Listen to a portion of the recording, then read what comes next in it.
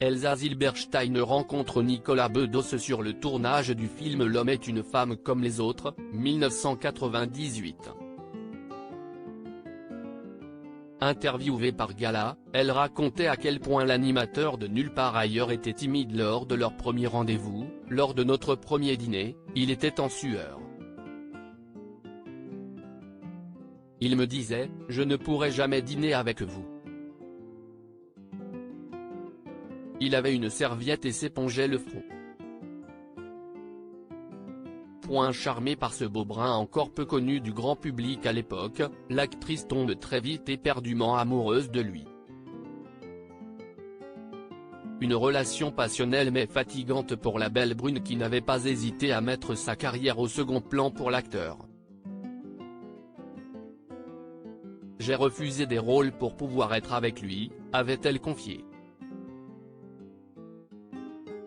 Sincère, elle avait révélé aux journalistes de Paris Match ce qui l'avait séduite chez le fils de Guy Bedos, qu'elle révélait avoir aimé comme une folle. Je croyais en cet homme qui n'était rien, enfin, juste le fils Bedos. Il avait une inspiration débordante, écrivait partout, sur des bouts de table.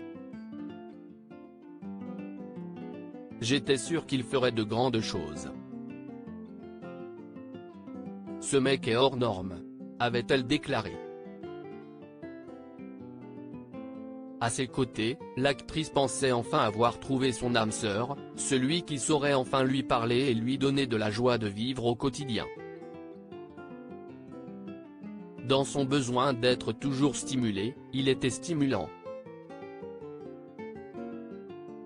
Il avait une capacité à me galvaniser en tout, dans le boulot, en amour, au quotidien.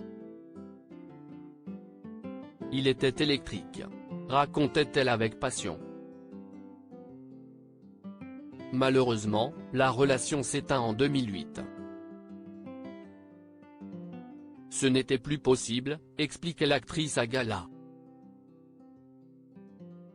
Mais je ne regrette rien. Aujourd'hui, nous sommes amis.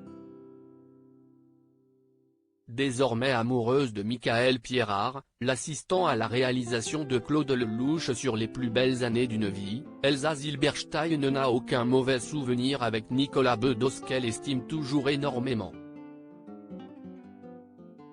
De son côté, Nicolas Bedos a vécu une longue idylle avec Doria Tillier. Il a confirmé leur rupture en 2019. Récemment, il s'est affiché au bras de Pauline Démon le 19 juin 2021 lors du festival Ciné-Roman.